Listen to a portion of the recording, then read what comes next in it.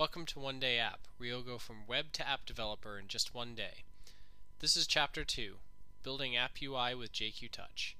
In this chapter, we're going to transform our mockup into a full UI using some jQtouch basics that include paging, navigation, working with toolbars, scrolling, tab bars, caching, and optimizing images for the retina display.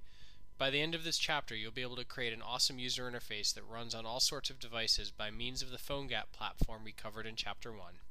There are more things we can do in this call, but we'll get to them later. For now, let's go over the basics and explain how the jQtouch paging works. Fundamentally, divs within the body element within the jQtouch div are defined as pages that are swapped for one another in the user view. So we'll add our first page in the form of a div. We'll call this the home page and use the class to define that it's the current, which means it's the first one the user will see when they start the application. Next, we'll add a common UI element that's defined by jQtouch, the toolbar. This sits on the top of the page and centers the H1 element as the name of the page.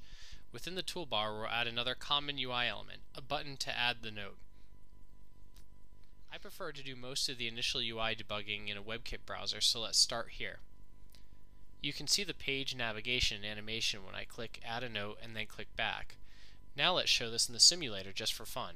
You can see it works. In this chapter, we were able to transform our mockup into a full UI using some of the jQtouch basics that included paging, navigation, working with toolbars, scrolling, and tab bars.